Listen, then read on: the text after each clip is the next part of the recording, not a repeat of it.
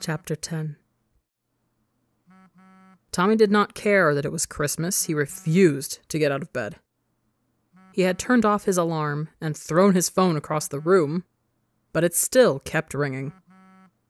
It took Wilbur yelling at him through the walls for him to roll out of bed and grab his phone. Bench trio. Ronbu. Merry Christmas. Tubbo says it as well. Tommy. Merry Christmas, boob boy. Ronbu. The audacity you have after I just said something nice to you. Tommy. See you lads on New Year's Eve. After he freshened himself up, he picked up the bag of presents he had wrapped. He asked Phil to do it for him, but the man refused. Apparently, everyone in this household was bad at wrapping as well. And went downstairs. He wasn't sure what disturbed him more. The sight of seeing Techno assaulting the glitter tinsel on the Christmas tree, or that the man was wearing a Santa onesie. The safe choice was both. Ignoring all that, Tommy entered the kitchen, and Phil was in the middle of preparing the food for Christmas dinner. Merry Christmas! I was wondering when you'd bother getting up. Phil greeted as he checked on the turkey in the oven. Is it really my fault that Wilbur made me stay up until midnight just so he could tell me that Santa wasn't real the second it turned Christmas Day? He did that? Yep, Tommy said, still bitter. He told me he had something really important to tell me and it was that bullshit. He followed Phil out of the kitchen, who started setting up the table. Is there any chance I can spit in his food or would he notice? Tommy asked as nonchalantly as possible. Mate, not on Christmas. Phil sighed. So I can do it tomorrow? Shut. Tommy dropped the subject. He put the Christmas crackers next to the plates Phil had placed down. He frowned at the number on the table. He counted 5, with the seat next to Phil, which was normally empty, having a plate in front of it. Is someone else joining us for dinner? Tommy asked. Phil looked at him, confused, so he pointed at the 5th plate, causing Phil to freeze in place. Oh, right, I must have miscounted. Phil didn't make any move to get rid of the extra plate. He just stared at it for a moment. Why don't you help Techno detangle himself from the Christmas tree and I'll finish setting the table? Tommy offered, bewildered by the other's reaction. Phil nodded, still lost in thought, and made his way into the living room. Tommy finished with the table and examined the Christmas decorations around the house. It surprised him that none of it reminded him of the previous foster home. The presents were scattered around the fireplace instead of piled under the tree. They were even wrapped in different kinds of wrapping paper. Some had the words Happy Birthday on them. And the ornaments on the tree were non-traditional, especially the ones which had swear words on them. This was probably Wilbur's doing. At least he learned something while breaching his privacy with that fucking YouTube video. Tommy was still bothered by that, but it's not something either of them could take back. He stopped looking at the decorations and faced Techno, who was now detangled from the tree, and took to glaring at it instead. Should I wake Wilbur? No, I'll do it. He'll try to kick you, Techno said. Why would you volunteer to wake him up then? I kick back harder. Techno deadpanned. Phil didn't even seem fazed, as he found a good radio channel on the TV. When Wilbur came down the stairs, rubbing at his side with a disgruntled expression, the smugness Techno displayed explained it all. Now that I'm here, the best part of Christmas can commence, Wilbur said, rushing towards the fireplace.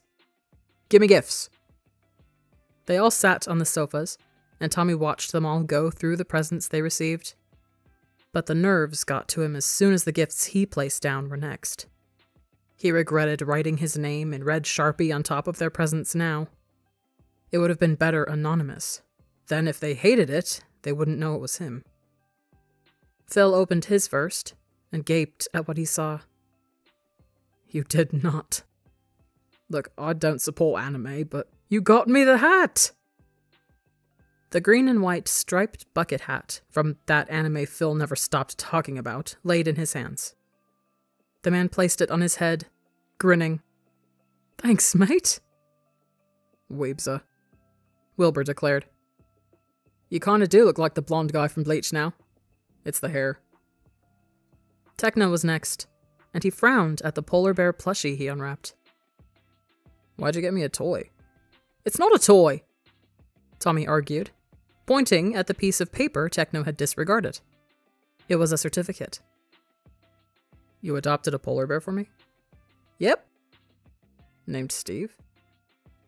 Tommy laughed at the surprised fondness in Techno's voice.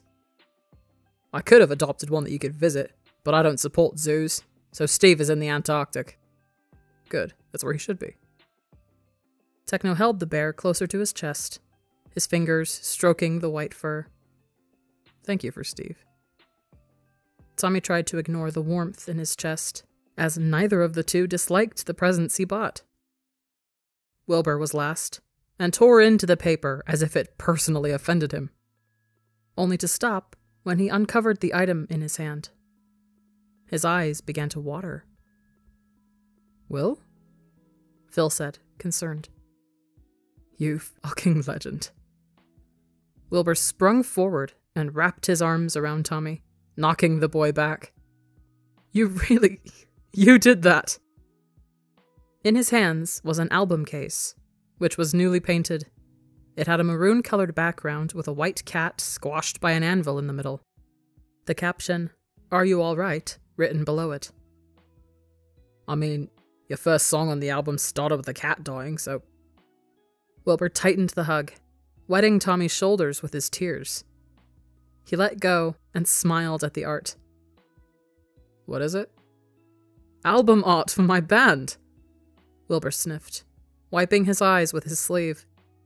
"Dude, thank you." "Can we eat now?" Tommy asked, beaming at the three. "You haven't opened your presents yet," Phil said, pushing a bag in front of him. "Presents? Like, more than one?" Tommy just thought Wilbur got him something. "Yeah, dickhead, we all got you something." Wilbur threw a package at him. "Open it."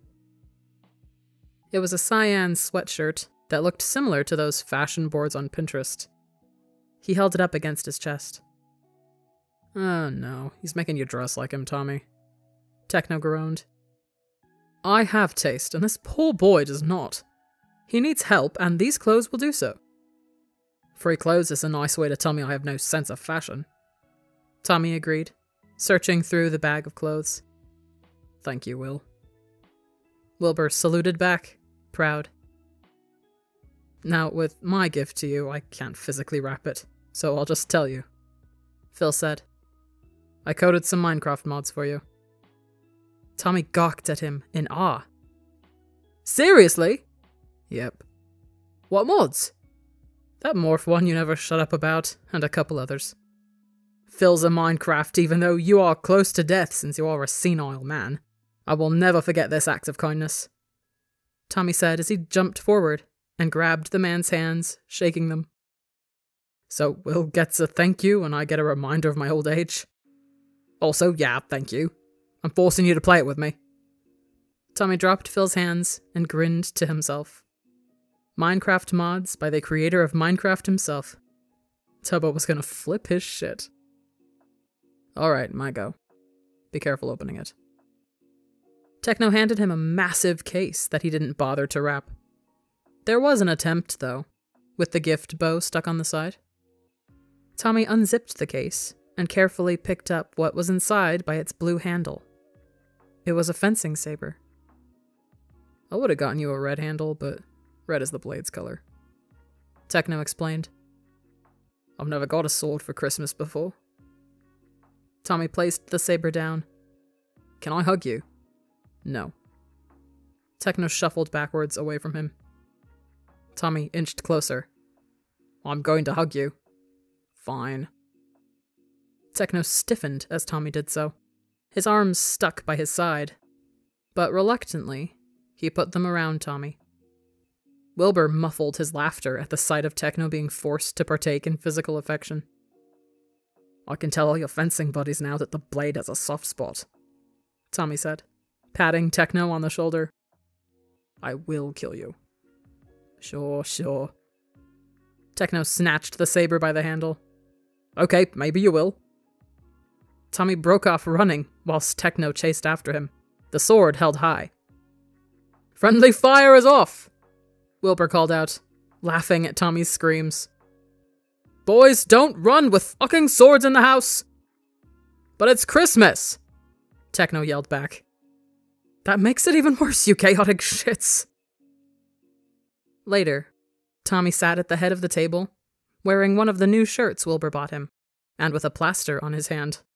Techno had nicked him with the saber when Tommy bet that he wouldn't. Spoiler, the fucker did. Wilbur forced them all to read only the first part of the jokes that came in their Christmas crackers.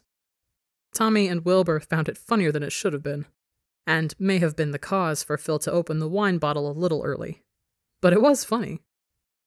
Techno had asked if it was possible to harm someone with Christmas decorations, and clarified that it was completely unrelated to how annoying the two were being.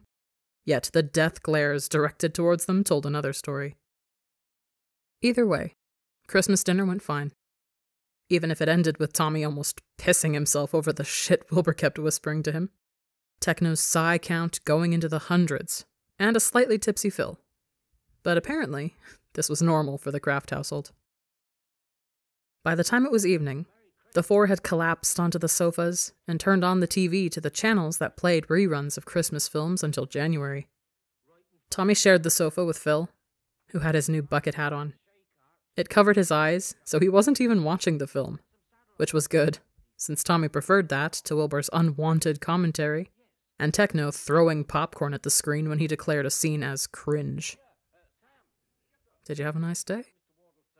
Phil murmured, his words slightly slurred, but Tommy wasn't bothered. He would be lying to himself if alcohol and its influence didn't scare him.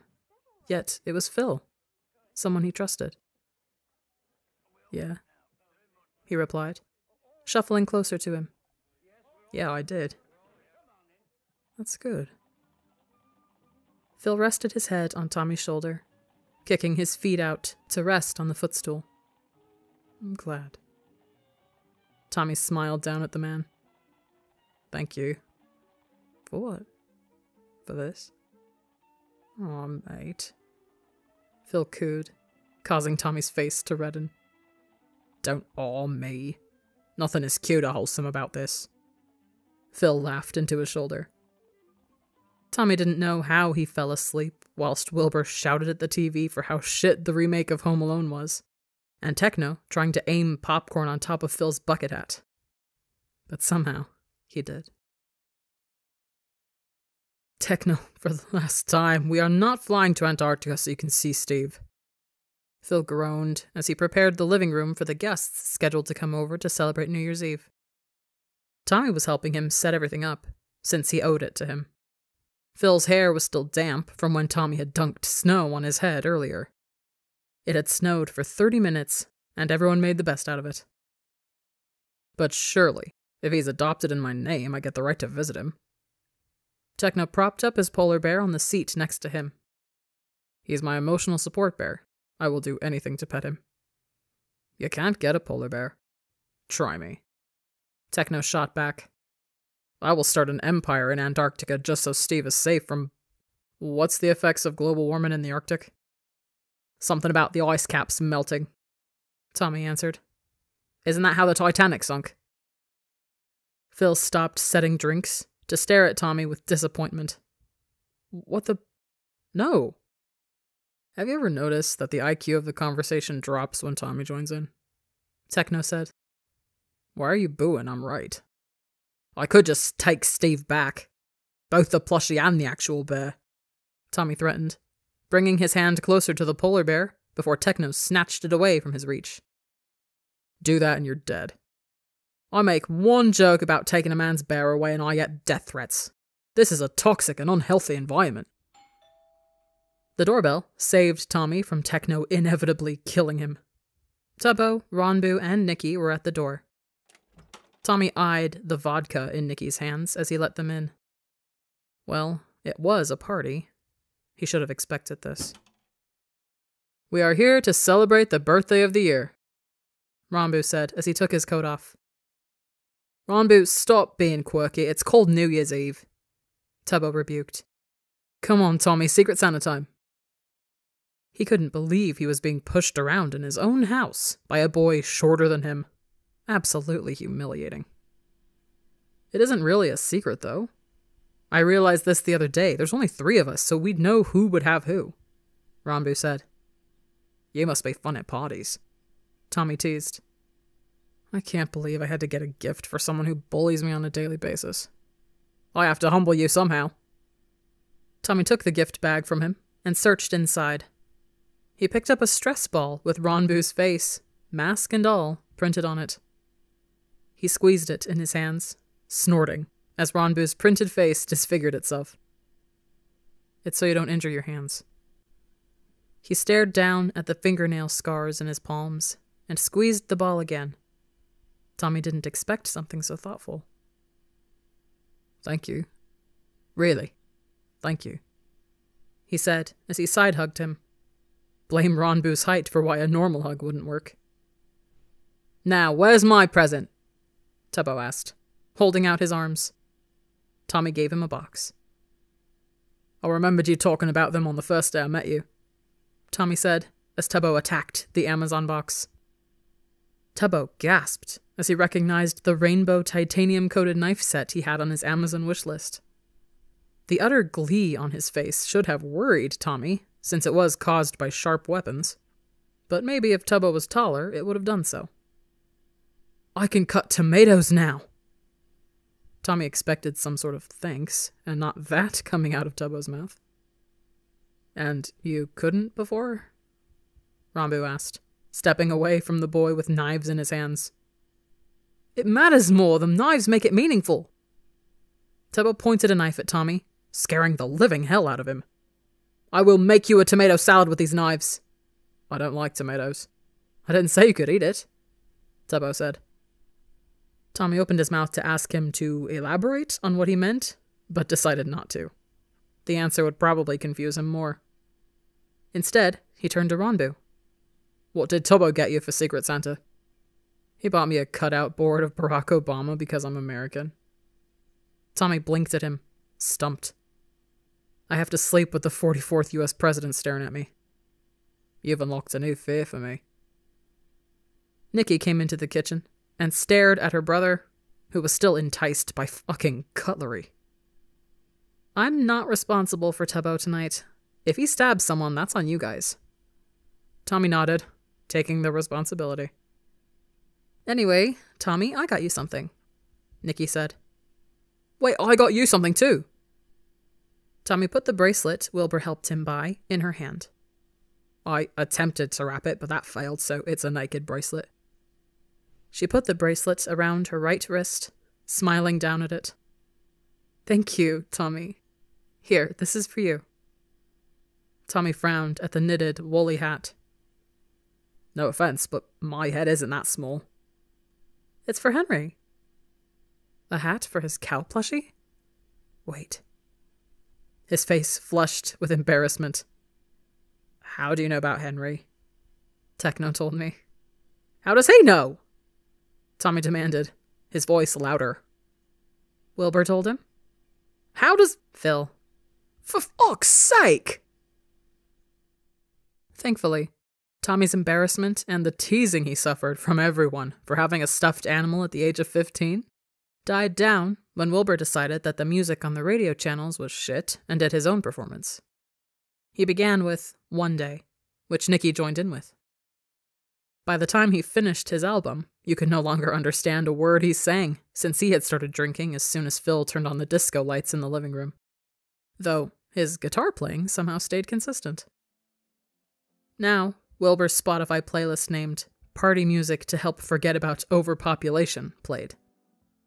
He had no idea how this playlist had over 1,000 likes. Tommy sat on the sofa with Ranbu as Tubbo set up the Wii. Now, this isn't a cause for concern, but should Wilbur be drinking that much?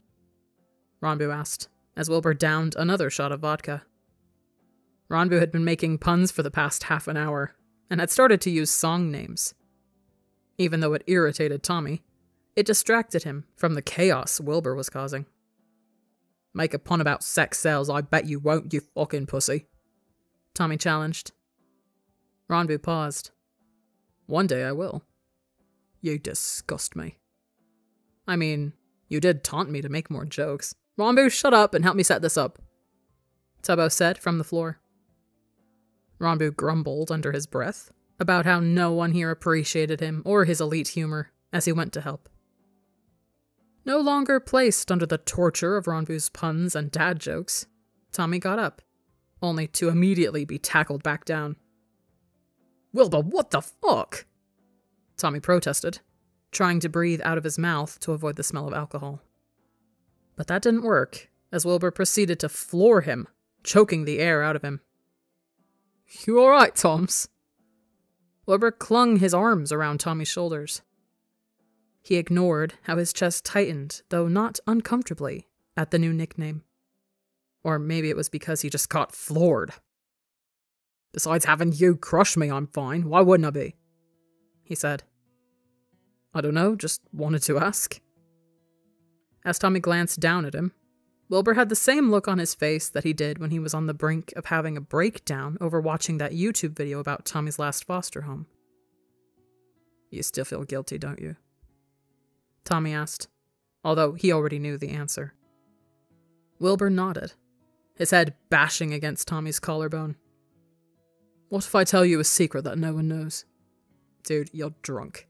You saying shit isn't gonna take back what you did. Let me try."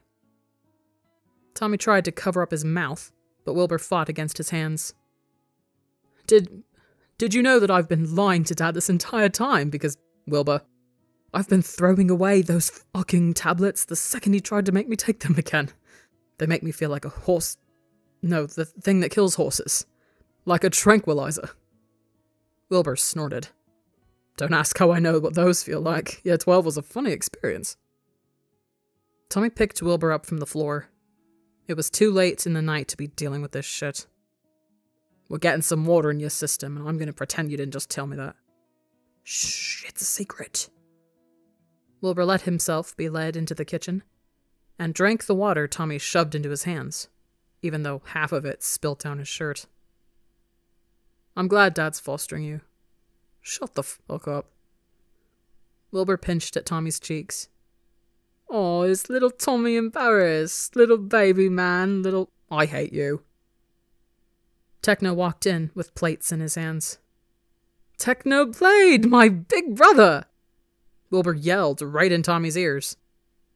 "I'm not your brother, and I'm only slightly older than you," Techno said as he put the plates in the sink, unfazed by Wilbur's drunken state.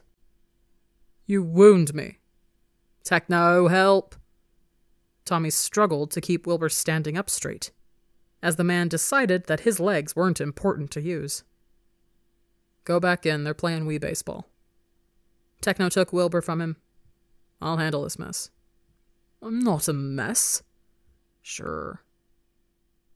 A bit shaken by the entire ordeal, Tommy went back into the living room. Tubbo and Ronbu were currently being shit at Wii baseball. It was interesting to watch, especially as Ronbu moved his Wii remote in weird positions, and Tubbo missed every shot. "How can one man be so bad at baseball?" Ronbu shouted. "Just hit the ball!" "I am trying!" Tubbo appeared seconds away from smacking Ronbu with his remote. Tommy snorted to himself and sat down on the table that Nikki and Phil were at. They were playing some type of card game. "Can I play?" "Yeah, sure." And then, with pride, he lost every game of Old Maid until the countdown of New Year's Day began on the TV. Tommy stood, with his arms around Phil and Nikki's shoulders as the countdown reached 0. Fireworks sounded, just quiet enough to not remind him of a certain event in his Theseus life, and he joined the hollering of the room, a wide smile on his face. Out of all the lives Tommy had lived, he had finally found one where he wanted to stay.